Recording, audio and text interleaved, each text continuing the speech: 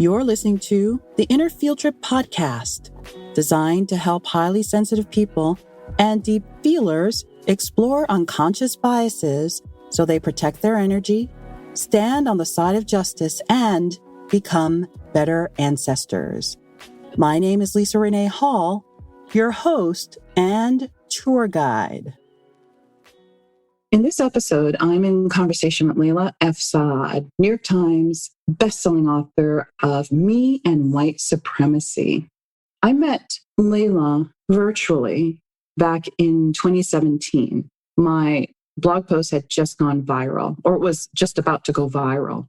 And I wasn't aware of Layla's work prior to my blog post going viral, which you can see at exploringbias.com.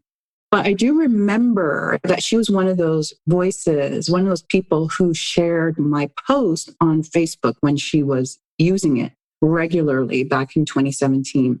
And I'll never forget what she said. She said, "I'm in awe of Black women." And then she continued with more words of praise and then shared my blog post.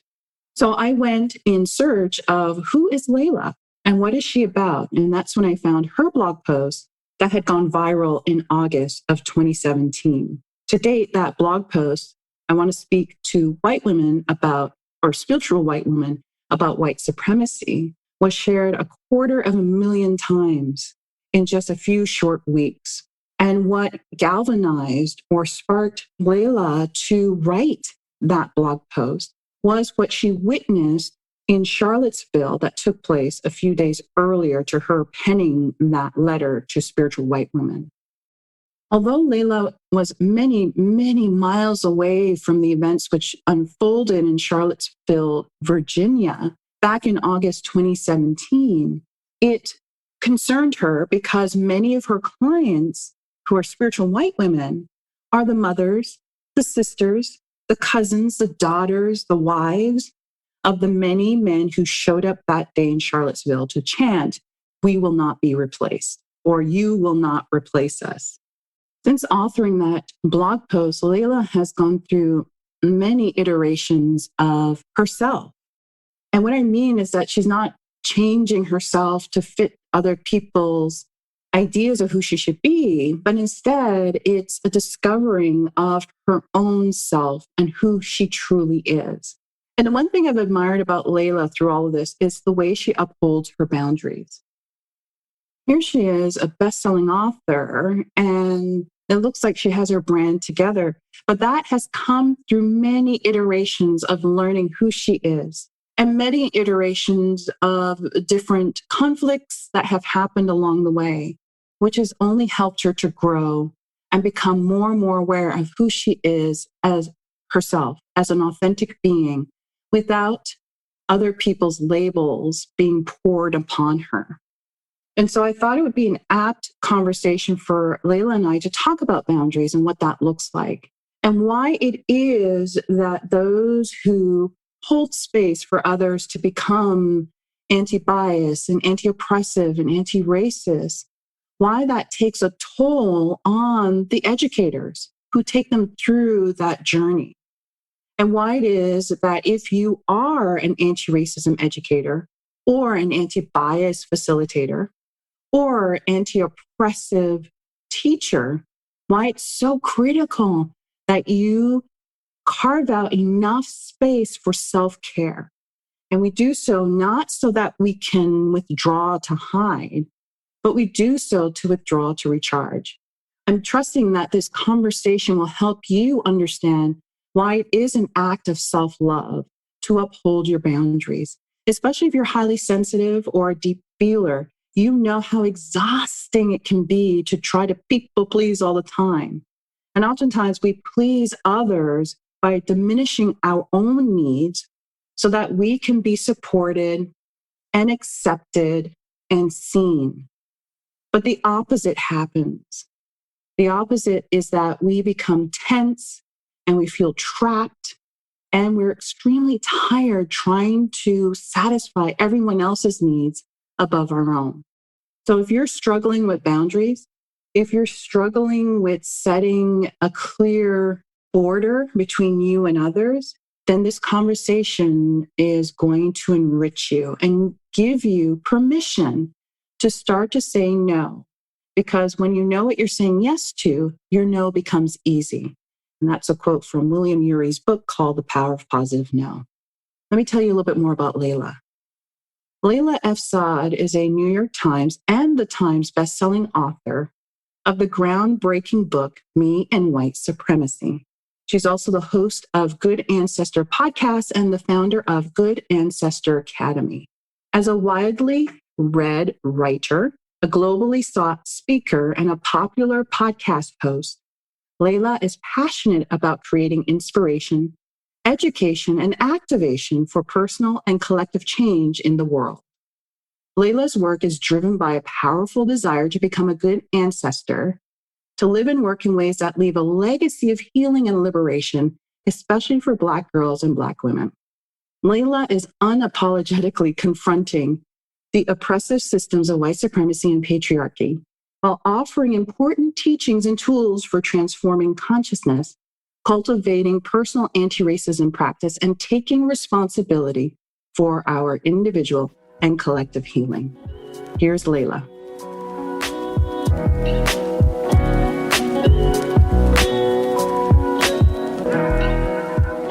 So Layla, hi. Hi. We're here. It's like a burst of emotions Energy. and energy and enthusiasm because we haven't spoken like face to face in months, which is unusual. So I feel like everyone who's listening to this conversation is going to get a real treat today, because this is us sharing everything that we've been not able to share over the last few months. Yeah. Well, this is beautiful. And we'll get into the history of how we met and all that in just a moment. And I just want to say it's wonderful to hear your voice. It's great to hear yours as well. Our journeys have been it mirrors each other in certain ways, only my lessons tend to be more quieter and your lessons seem to be much more public. Yeah. So, but at the same time, we're both super introverted people. So that's always like the mirror that's always there. Yes, absolutely. Yeah. And so the conversation that we're going to have, I want to start off with a question that you actually asked on your podcast that I've adopted. So if anyone listening is wondering, this is where I got this question from Layla's podcast, Good Ancestor. And so the question I have for you to start out our conversation, Layla, is who are the ancestors that influence your work, whether intellectual, ideological, familial? Who do you bring to your work with you? I feel like, that quote by Oprah, I stand as one, but I come as 10,000. That's how I feel in this. And it's so good to know that you're not standing by yourself, that you bring so many people with you who have influenced you in direct and indirect ways. A lot of people a lot of the ancestors who I would say have influenced me on my journey from the family side would be my parents. Not because they do the kind of work that I do. They don't at all. My father works he's a mariner. My mom is an international entrepreneur, but also very much a mother and a wife. But the way that they influenced me is through their values. So they raised me and my brothers to have values around excellence, leadership, generosity, and building a legacy for your children and creating things in the world that have a benefit beyond you. And so one of the things that my mom, when she read my book, and she called me crying hysterically when she read it, crying because she couldn't believe I'd written it. but also she couldn't believe that I had articulated all the things that she had experienced as an East African immigrant coming to the UK in the 70s and experiencing a lot of the things that she experienced, and then raising Black kids through the 80s and 90s. So many of the experiences that I wrote about matched up with her own experiences. And she said, I didn't have the words for it. But one of the things that she said to me that was really meaningful was, this is your sadaqat jariyah, which is in Islam, an act of charity that lives beyond your lifetime. something that you do and that you put out into the world that even after you're gone, people will continue to benefit from it. And that is something that I've seen my parents do. They've done it in many different ways. They have educated their nieces and nephews. They have built an orphanage that houses over 100 kids in Tanzania. They do all kinds of things. And for her to say that something that I poured so much of myself into, that she was like, this is what it is, like having that reflected back to me was just everything. I can't even express what that meant to me. So my parents are a huge influence on me.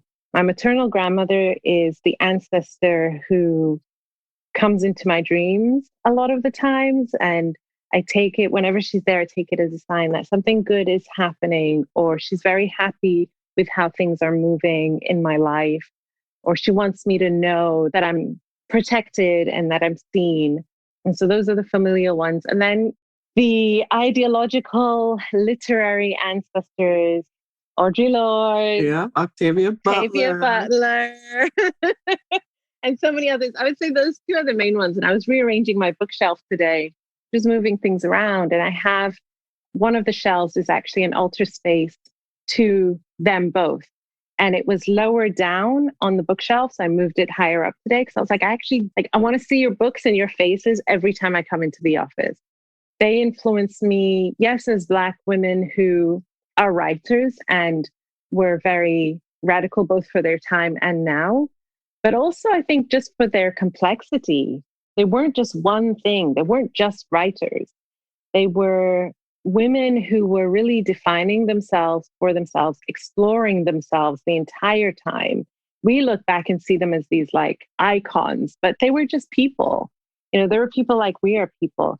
And they remind me when I see their books and I see their pictures, like, yes, I have your stack of books that I will carry with me, right, to my dying day, but also you're the reminder to me to remember my own humanity and to not get sucked into an idea of myself that is really what other people think of me as opposed to what I think of myself.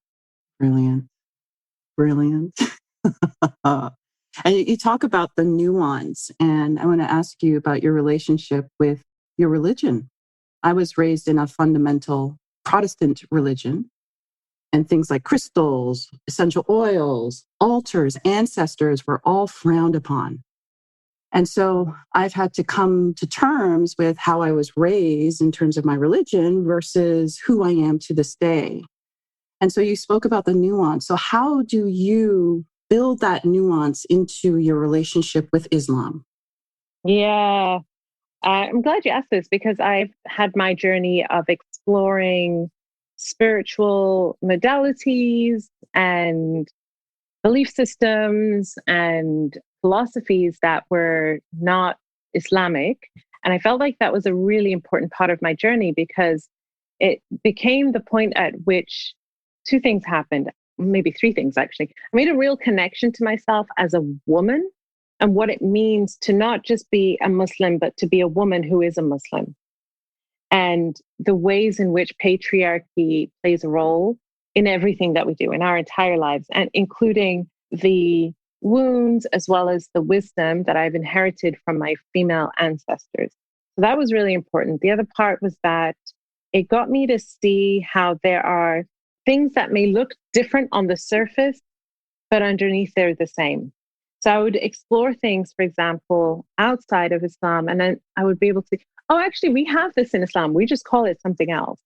Or we have this concept, it's just said in a different way. Like I remember this with exploring this idea of different gods, but that have different attributes. And I thought, well, we have that in Islam. We have one God, but he has 99 attributes. He's not just one thing. He's a multitude of things. So that was really helpful, seeing the connectedness between these concepts. But also it became the place from which I then got to choose things intentionally instead of just saying, I'm Muslim because I inherited, because I was born Muslim. I believe these things because I was taught them. Actually did the digging, did the work, and then looked at it and said, what feels right to me? What feels in alignment to me? And I take that, and that's me. That's my relationship with God.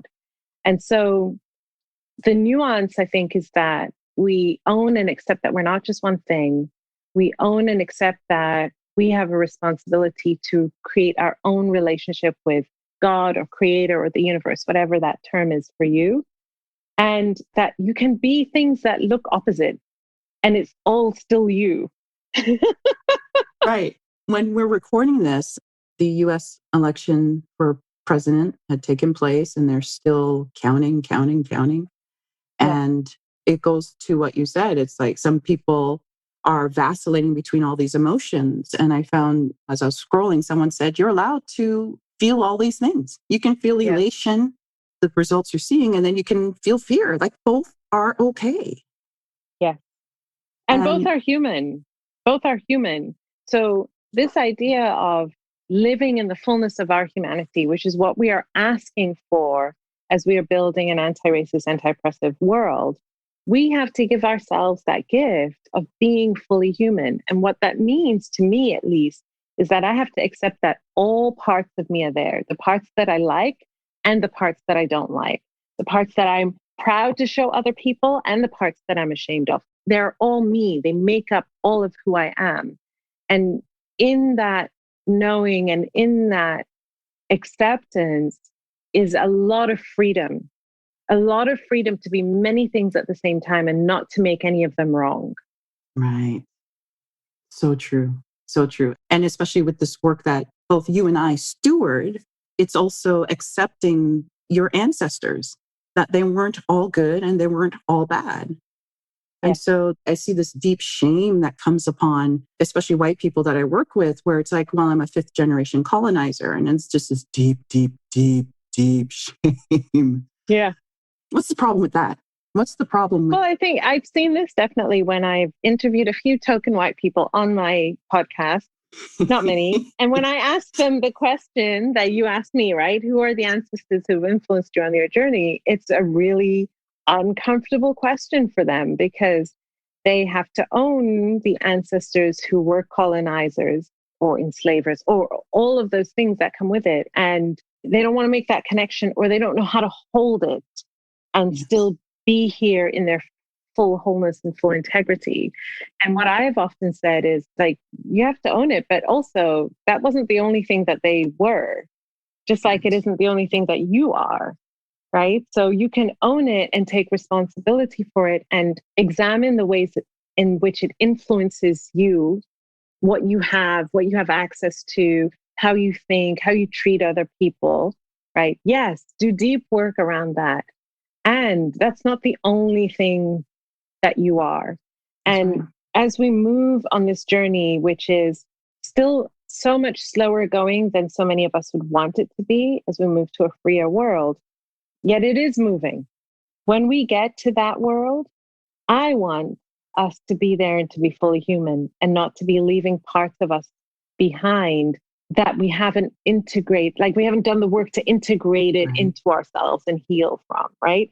And I say that not just for people who have white privilege, it's for us as well. Like we have not been exempt from the conditioning of white supremacy. We have not been complicit in white supremacy in other ways, whether it's against our own selves, the oppression that we do to ourselves, the oppression that we do to those who look like us or who don't look like us, but look slightly different, right? Maybe darker shades or non-Black people of color across cultures and ethnicities. Like we're all in it. We're all in it. And so as we move towards this healing, we have to look at those parts of ourselves and do the healing work to integrate it so that we're not leaving parts of ourselves behind that we judge as bad or wrong. Because anytime I think we leave a part of ourselves behind, we can't show up fully for ourselves and we can't show up fully for the world.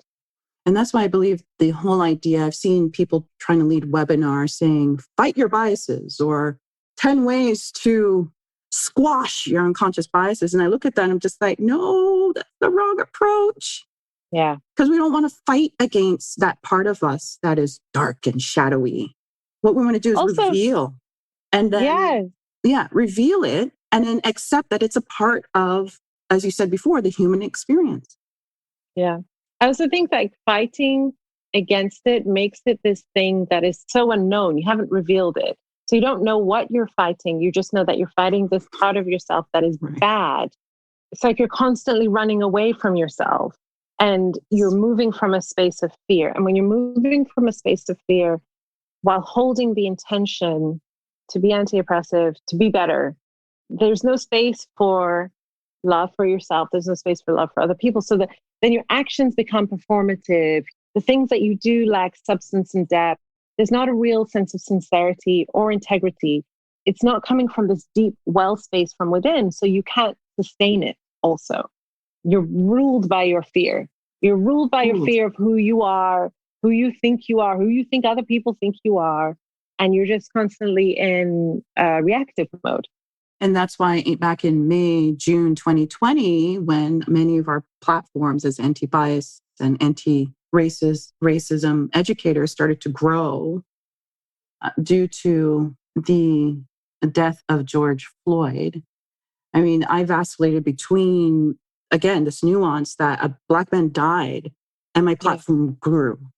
Like the cognitive dissonance that it creates is, there's no words for it. I don't have the words for it. It's so hard, I think, for people to understand because we live in a time where you're supposed to want to grow and be bigger and be more visible, but we don't want to carry it from that space. No, it's gross. It's gross. And so I shared with my mom this feeling I had that my platform grew because a Black man died, and how that just attacked my soul and just brought me into this place where it was just, I could feel dark and it feels like, and then my mom said, but Lisa, you're also here to help. Yes. And if people are searching for that help, then that's the place you need to anchor yourself in. Like, I'm getting emotional right now. Yes. Our platforms grew because a Black man was murdered.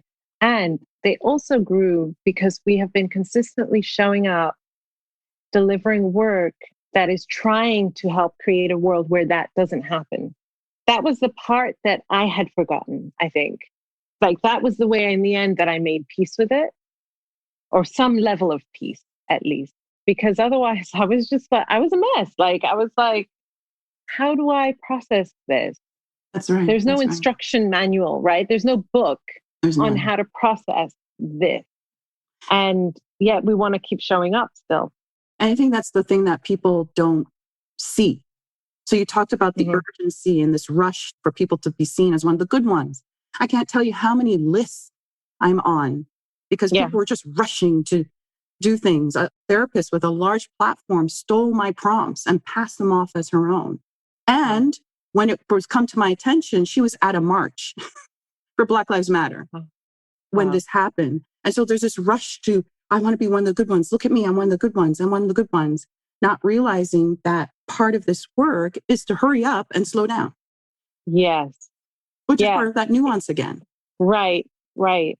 And the hurrying up, I think, isn't hurry up to show. And I think that's where people get mixed up. I think it's like, hurry up because this is urgent. Yeah, it's been urgent for centuries. So the hurrying up isn't hurry up to show. It's hurry up to begin your work. Hurry up to get on your journey. Hurry up to begin digging inwards and doing the work.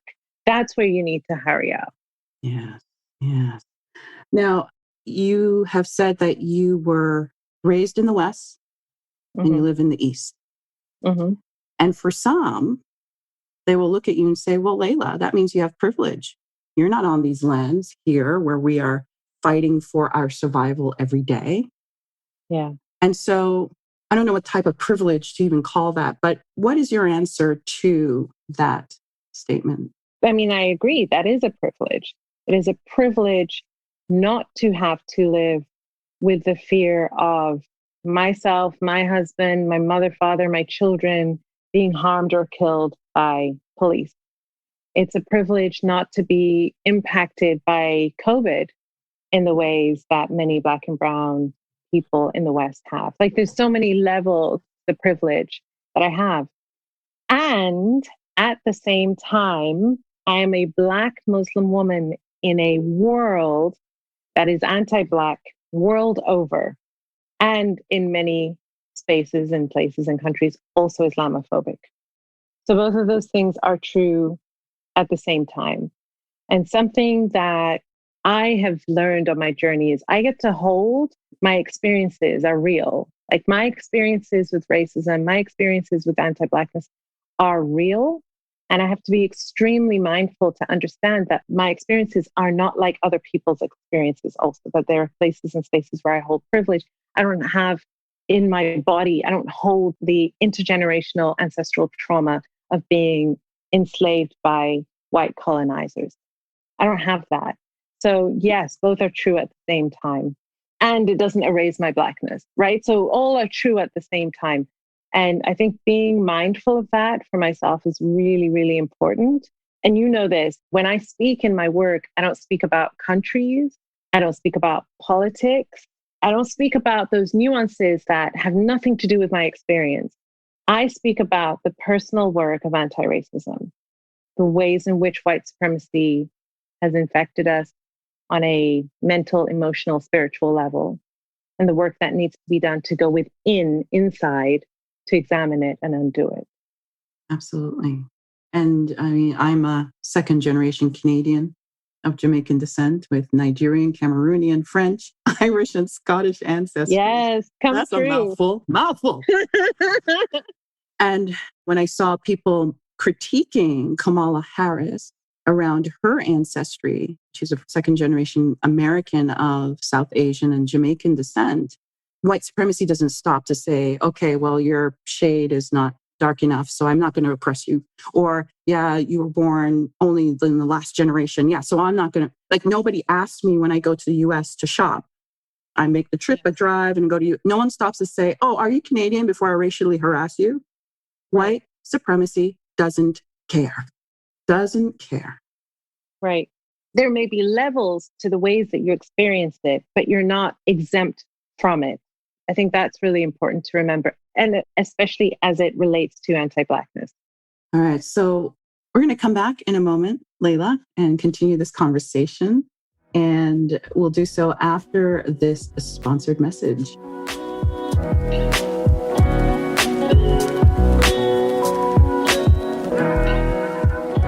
The inner field trip is what I call doing the inner work. You may have heard that phrasing from time to time. I've seen how powerful the inner field trip has been to those who participate in it. And in their own words, patrons will share with you how going on an inner field trip has changed how they raise their children, teach their students, care for their patients, write their books, and operate a business, just to name a few. You can join the Inner Field Trip community at any time. You pay what you can from 4 predetermined amounts, the least being $5 per month. For less than a boost on Candy Crush, for less than 2 days of your monthly Netflix membership, you can begin the work of protecting your energy so you can unapologetically stand on the side of justice. And when we're not doing the inner field trip, your monthly commitment goes towards helping to produce this podcast.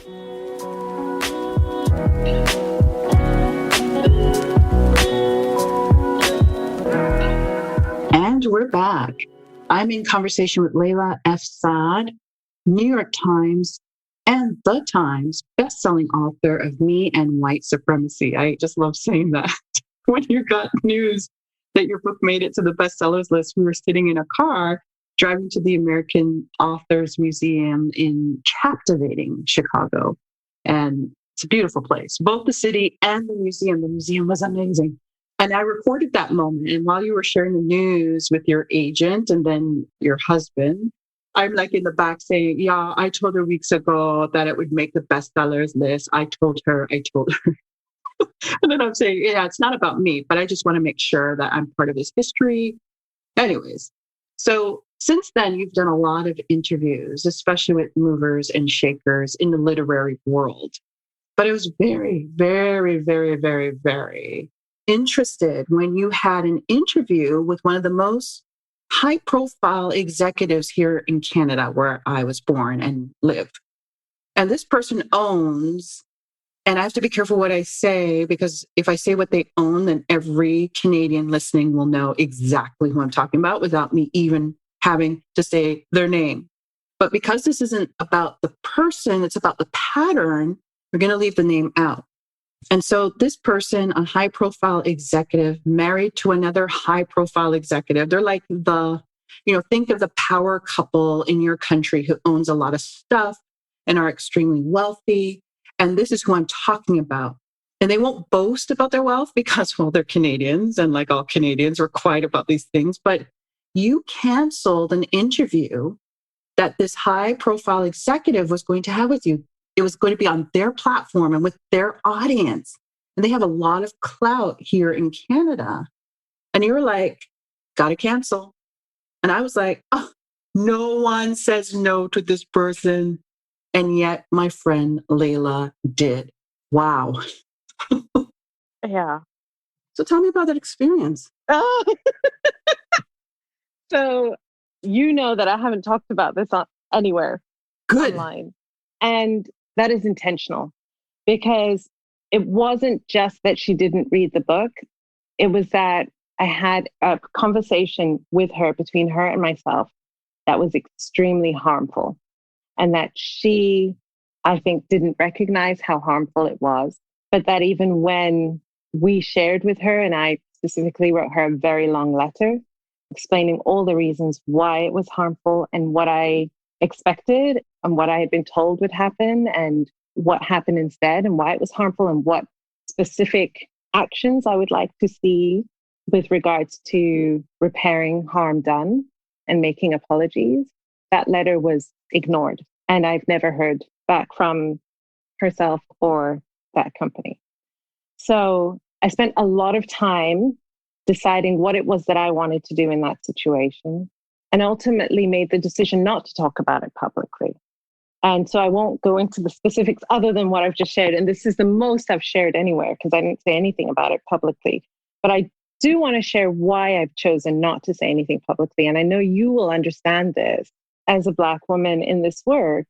I could share all the details of what happened, and a rush of people would come in to say, I'm so sorry this happened to you, and let's boycott this, and let's do this and this and that and the other. And while it may feel good in the moment to say this awful thing happened to me, the emotional and energetic payment I would have to pay afterwards would wipe me out. And so that was one part of it. And the other part was that it really forced me to get clear in myself about how I wanted to respond to situations where things like that happened, and whether I wanted to be reactionary or whether I wanted to stay in my center. And ultimately, that was what I decided. Look, I expressed in very clear terms all the things that I've said to them. It was ignored. That will be their karma, to deal with someone in a situation like that and then ignore. My karma was that I showed up with full integrity the whole time. And I know that I did. And so I moved on from it. But I will say, just in wrapping this up, that having white privilege is one thing. Having extreme wealth privilege on top of white privilege is a whole other thing. And there's a level of entitlement and lack of empathy that comes from being in that space that I really think that people who are in that position need to do very, very deep work within themselves to be aware of the ways in which they're causing harm that they don't even realize. That it's not just enough to pay lip service to the work, but you have to really see that I hold immense privilege. And so I'm probably doing the most harm out of all the people that could be doing harm. And unless I'm willing to look within, I'm just going to keep doing the same. That's all I'll say on that. Yeah. No, and the reason why I wanted you to touch on that is because it's around boundaries, which I've always admired of you. Oftentimes when I find myself in situations, I'm like, what would Layla do? And then I send you a message and I say, okay, Layla, right. What would you do? And I say right? The exact same thing that you thought I would say, right? Right. And I'm just like, yeah, okay. But it's so critical that for anything in life, you need to have strong boundaries, but especially if you consider yourself introverted, you are affected by energies, you're stimulated and can get overstimulated so easily. Yeah. It's so important to have these boundaries in place. And the added layer of then being a public person, right? And people assuming that you shouldn't have boundaries, that they should be able to have access to you, and that them offering you their platform is a favor that they're doing you, as opposed to a great gift that they get to receive. Wow. Wow. And so one of the conversations I have with my mentor coaches is around this very issue, that the people who are showing up either voluntarily or involuntarily happen to be people who don't really have class power. Yes. And yet those in the C-level suite, CEO, CMO, CR, whatever it may be, or even chairmen of the board and so on, who have, as you say, wealth privilege, they're the ones who are not showing up. They're out golfing, spending time on their villa, and just leaving it to the masses to figure it out. Right. How do we get them to engage? I mean, I felt like that was the question that I was left with after writing, like I said, a very extensive letter. And it wasn't just, feedback wasn't just coming from me, it was also my team making it really clear why the event was being canceled and all of these things. It wasn't just me, right? And I come as someone with, as I expressed to them, I'm someone who is a public figure. I've written one of the most popular books of this year. I'm a best-selling author. I'm supported by a team of many people. And you would treat me in this way. So there's nothing, right? So we're taught like, work really hard, right? Earn that respect, like work twice as hard as everyone else to get there. And I'm like, well, I did, like I got there, right? And so it speaks to me, it really helped me clarify actually what white privilege is and white wealth privilege and the kind of protection it could give. And I remember thinking, if I don't say anything, am I complicit in protecting their privilege? If I don't out them, if I don't call them out, am I complicit in that? But ultimately, I had to save my own self first. I was like, I'm not going to sacrifice myself in an attempt to try and chip away at this privilege, which is centuries that they are carrying it. Right. So you're asking, like, what does it take to get them there? I don't see beyond them, their own volition, right? Because privilege feels really, really good. And the more you have of it, the less you want to let it go. So unless it comes from an internal volition, because clearly seeing Black people murdered is not enough. Having a racist president is not enough. Yeah. Right? Like all of these things, it's not enough. So it has to come from a space within, like, this is important to me as a leader. I talk about in my work, and you do as well, right? Leadership and what it means to be a leader. And it's not just the position, it's not just the status, it's not just the class. What speaks from within that says, I must do this, even if it means I look like I got pie on my face, right? Even if it means I have to make a public apology, I have to walk back things that I said. I have to lose something, whether it's money or status or respect, whatever it is, but I have to do it from that place of personal volition of it's the right thing to do. And people of that age also have lived through the civil rights movements, right? What they're seeing now in this year is not the first time that they're ever seeing anything to do with racism. Right, right. It just speaks to how entrenched that privilege can be and how it actually, like me trying to throw myself up against it does harm to me, does nothing to them. And I think this is the space in which white co-conspirators have a role to play because they can throw themselves up against that wall and not get harmed in the way that I do. Yes, yes. And the collective white voice, as we have seen, whether it swings this way or that way, the collective white voice, when it is unified and united, actually has the ability to do a lot. Yes, absolutely. Right? If it wouldn't have, the US wouldn't be, not that I speak on politics, but if it wouldn't have. Well, as you know, history is, I speak about these times from a historical perspective. And I was sharing a training with my patrons about the reason why it's so important to protect the prompts that I share within the community. And I look back at the French Revolution. And the reason why the French Revolution was dismantled wasn't because the poor stood up and said, we must fight. Because even though the poor made up 97% of the population at that time, they didn't have the power to vote. They couldn't own lands. They didn't have stable employment. It was actually the middle class or the bourgeoisie. I love saying that, bourgeoisie. Bourgeoisie. That finally said, because they could own land, but they also couldn't vote. And then finally said enough. And led by the middle class, the rest followed and then toppled that entire structure. who's the representative of the middle class in society today? Hmm. And what power do they have? What's their proximity to wealth that Yes. can empower them to use their voice to stand with those who are oppressed and marginalized? Yes. And really just taking on, like, I'm not doing this because of the ways that it will benefit me. Right?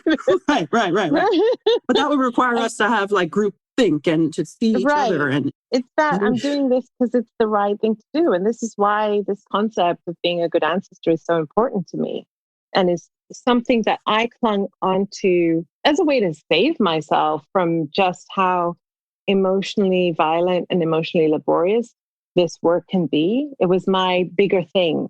I'm doing this because of this, because I want to be a good ancestor.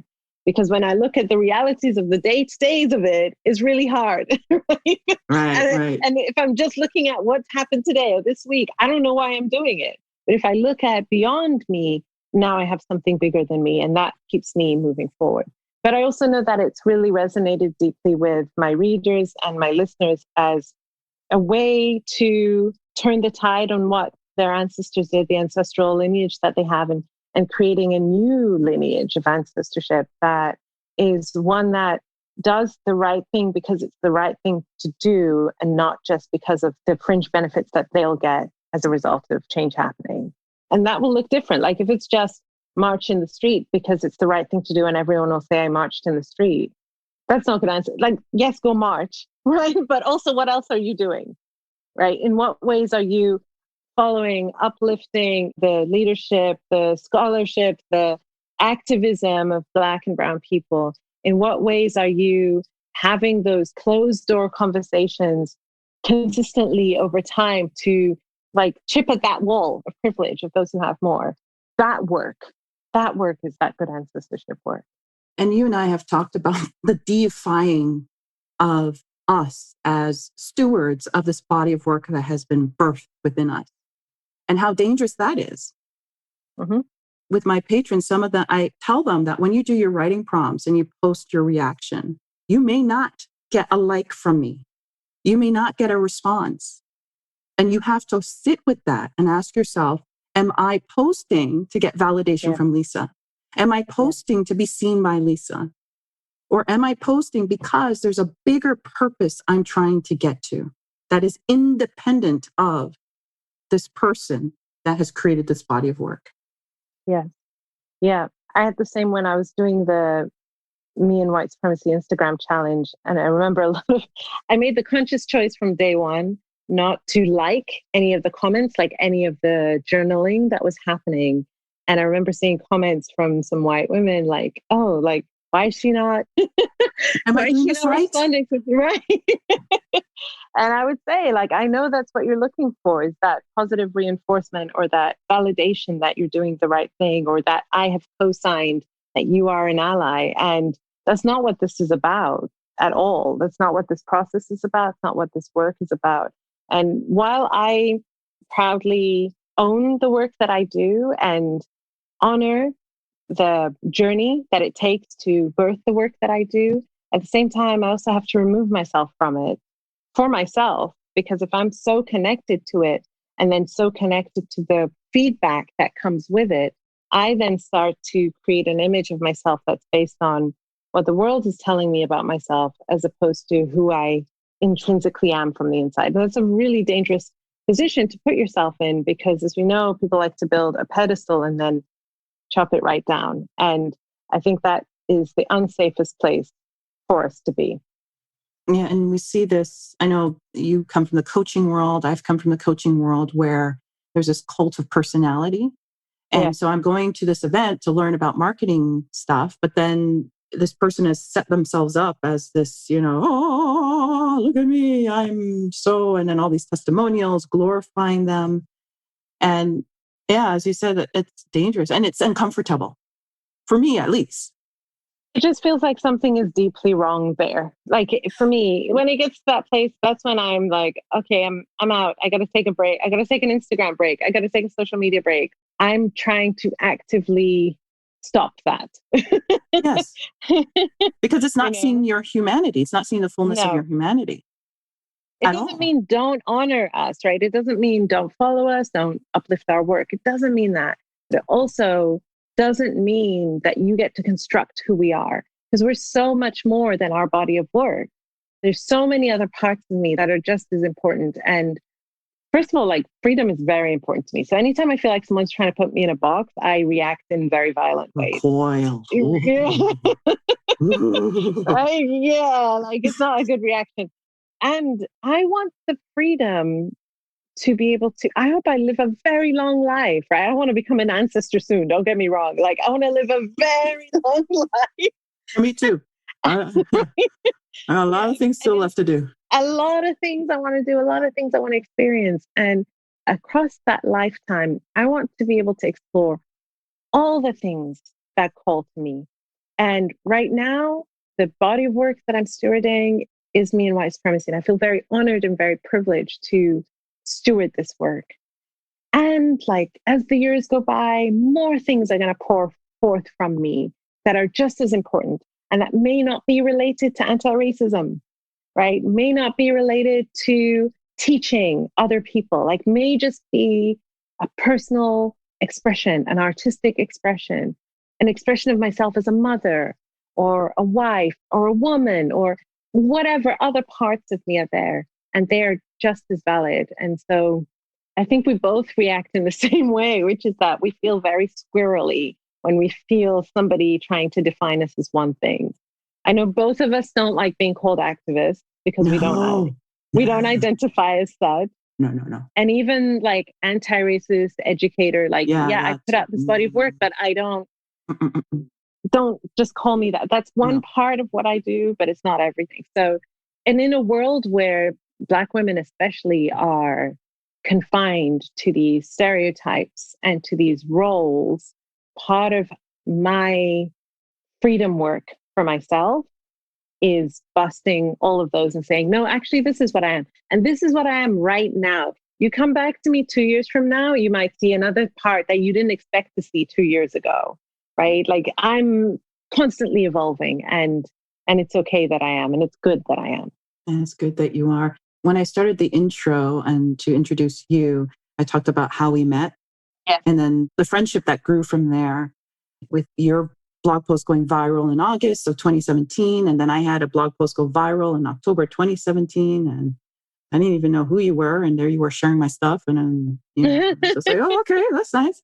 Then we got on the Zoom and had chats every week and built this relationship. So as you look back, I remember you were very expressive with your boundaries. You had a post that said, these are the people that I'll accept as friends. These are the people I won't, spelling it out. And now, as you talk about evolution, those boundaries aren't fully expressed. Like I don't go to your page and say, oh yeah, this is what. Why is it important that we allow ourselves that evolution? Who was Layla back then and who's Layla now? Yeah, I feel like back then, I was still very early on in my own like awakening of consciousness and was suddenly like you thrust into the limelight and had to contend with interactions and dynamics that I just hadn't had to deal with before. And being put in the spotlight, and that spotlight is all like white people staring directly at you and wanting this from you and expecting this from you and telling you that this is what you are and judging you in all these ways, like it will do something to you. And you realize very quickly just how vulnerable you are, just how not prepared you are to be in that space. And the boundaries go up and they're very clear and they're expressed very clearly. And it was, for me, like really important self-care that I needed to be able to survive first in this journey and then to be able to thrive. I think what the difference is now is even though that there are more of those eyeballs and that spotlight on me, I have grown where I don't need to say it, I just practice it. I don't need to get into an argument with you about my boundaries. I don't need to defend why I will do something or not do something. I just practice it, right? And so it moved from having to express external boundaries to learning how to practice internal boundaries. So the difference now, for example, is an internal boundary that I have is, oh, somebody's being called out on something on social media. I don't need to involve myself in that. I don't need to go No. comment on it. I don't need to get involved with it. Not because it's not a valid situation that's going on, but because I know that me putting myself in that space will withdraw my energy, will distract me from what I was actually focusing on doing that day, and will impact how I show up for myself and my family in that day.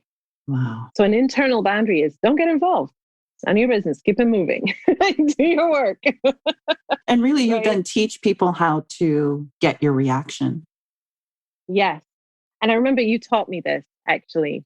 You taught me if we are responding each time, because we've been friends a long time, as you said, and you saw me go through so many of my posts being reported and then Yep. censored. And I believe you had the same thing happen as well. And as writers, we both felt like I can just censor our words without asking us what happened, or Exactly. that was really hard. But also, you taught me that every time that happened and I would share something about how upset I was or how angry I was and show my hurt and show my trauma and my pain, that I was teaching people how to get at me. Right. Yes. Right. So even though I may feel those feelings, I don't need to emote them publicly.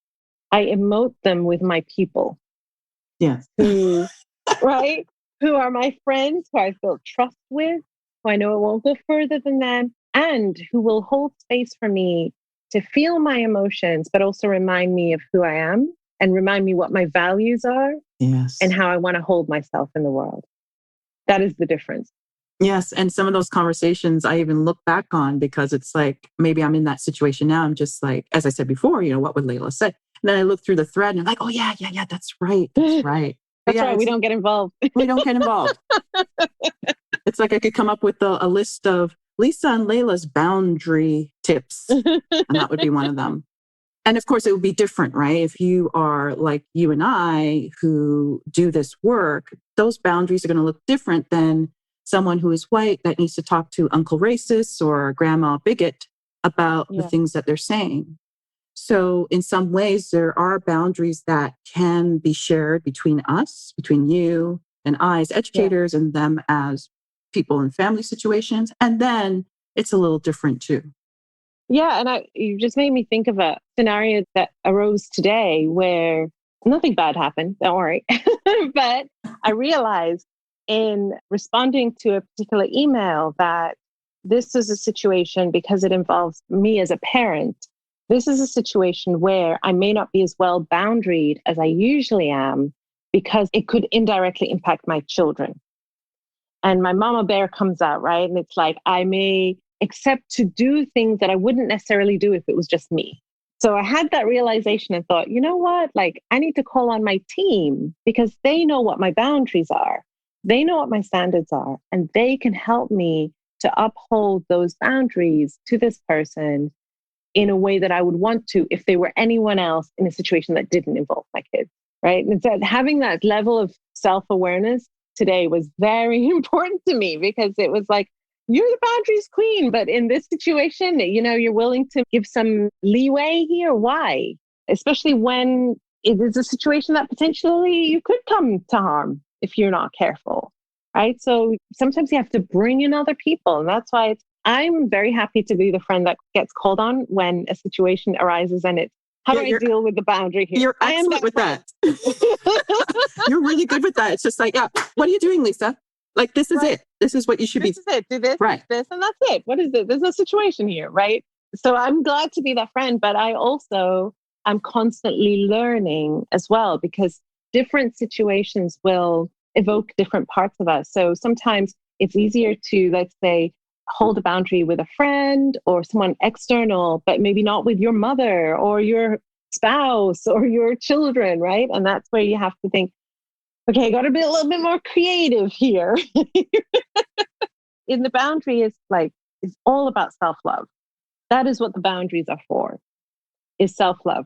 So in this situation, if I let my boundary down, is this still as self-loving to me as it could be?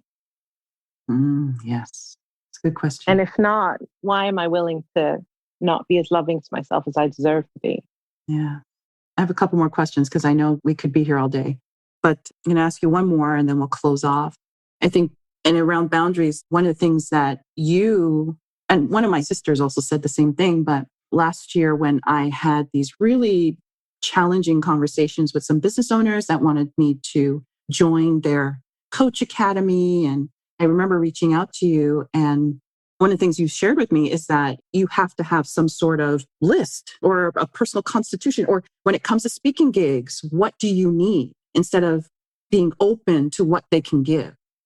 That's when right. it comes to podcast interviews or appearances, that these are the needs that need to be met. These are the things that need to be in place for me to feel like I want to do this event. I'm safe in this event, and I'm happy to be here doing this with you.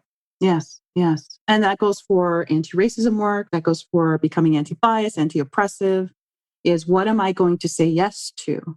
What are the things that need to be met so that I say yes? Yeah.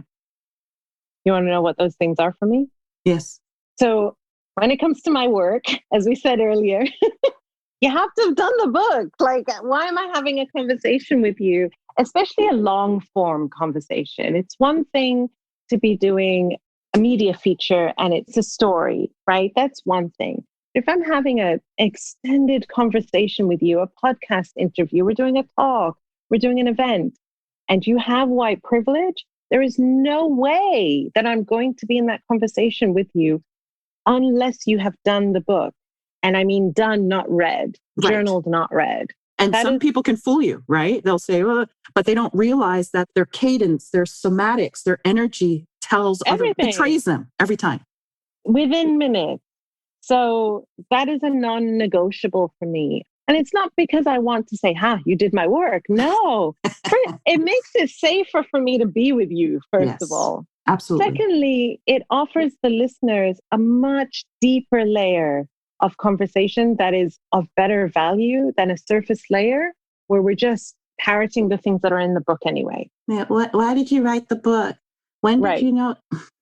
What is white privilege, right? Like, let's go a bit deeper here. So many people have heard these things again and again and again. Let's offer something really meaningful. So that's a non-negotiable for me. There are certain technical logistics that have to be in place, and all of this is documented. So it's all expressed very, very clearly.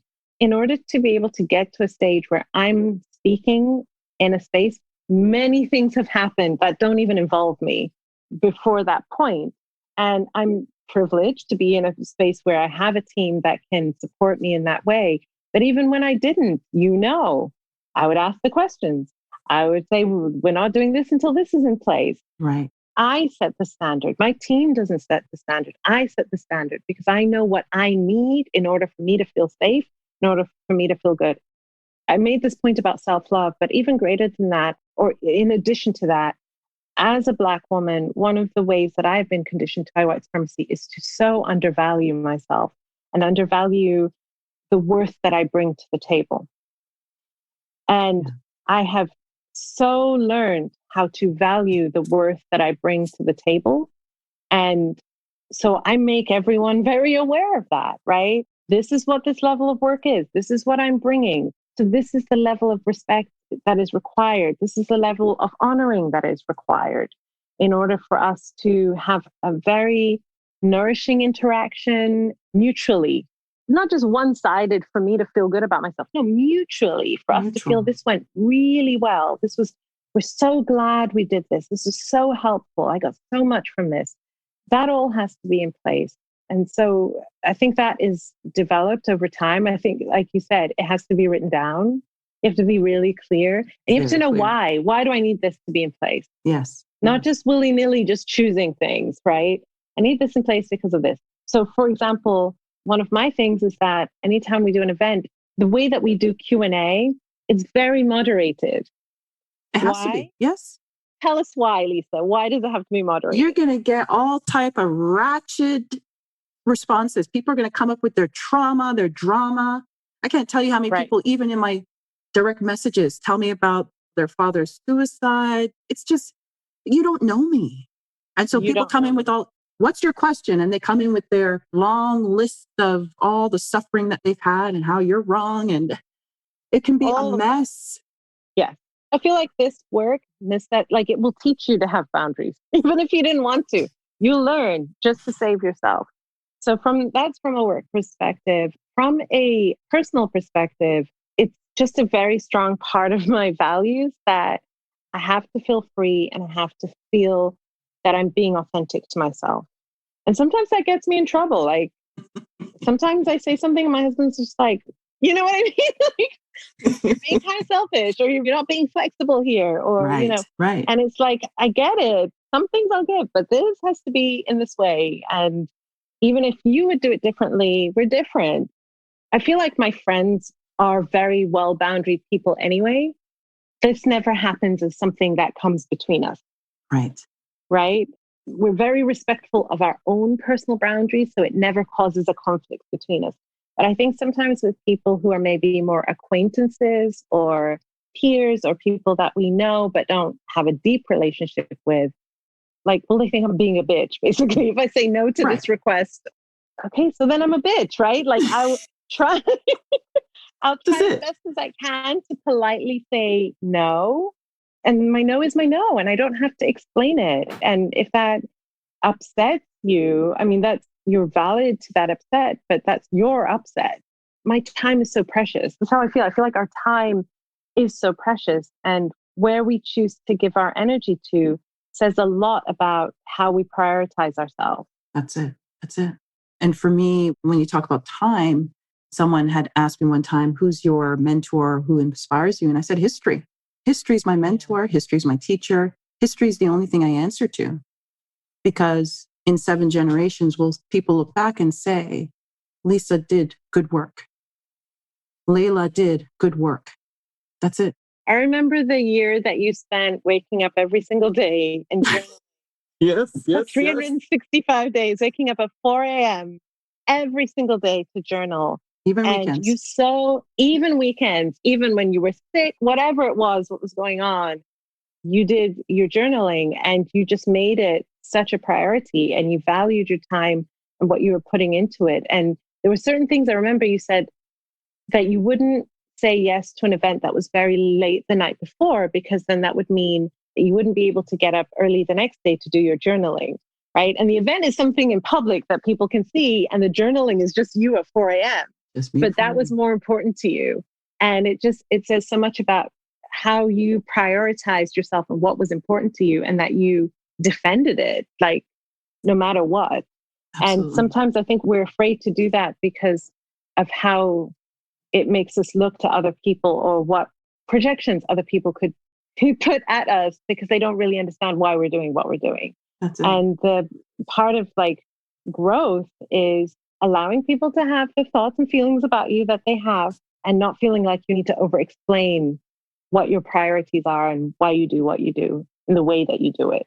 And with this work, because I had spent a year, and I know this is the same with your work, we spent so much time deconstructing the narratives people told about us due to skin color, religion, and so on, that work is what protects us now from the labels that people want to lay on us. Absolutely.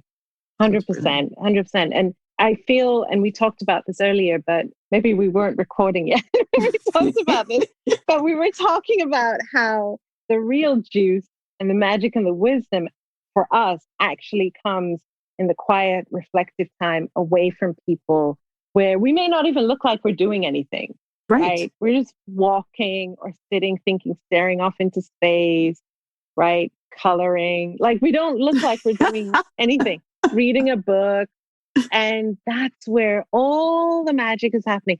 And we can't mastermind it or manage it. We just have to create the space for it. And creating that space and defending that space is actually a part of my service to the world, even though it looks like I'm absent. Absolutely. Yes. So my last question to you is, for someone listening, what would be your advice on how to stumble bravely? I love this phrase so much. I love you for creating it. I think it comes back to what we were talking about earlier, which is accepting all that it means to be a human being. If I accept and own and love all of my humanity, then I accept that stumbling is really a big part of being human. Failing is a huge part of being human. Huge.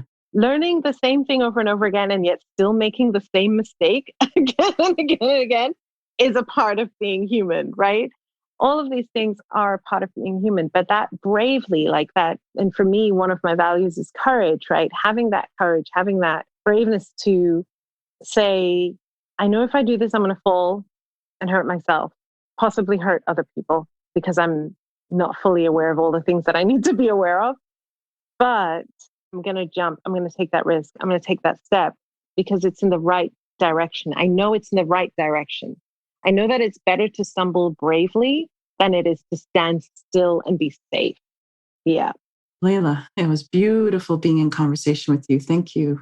Thank you. I love this conversation so much because, as usual, being in conversation with you is so much deeper and richer and fuller than it often is with many other interviews. So thank you. Yes, because we're introverts and we go deep. I was in conversation with New York Times and the Times bestselling author Layla Saad.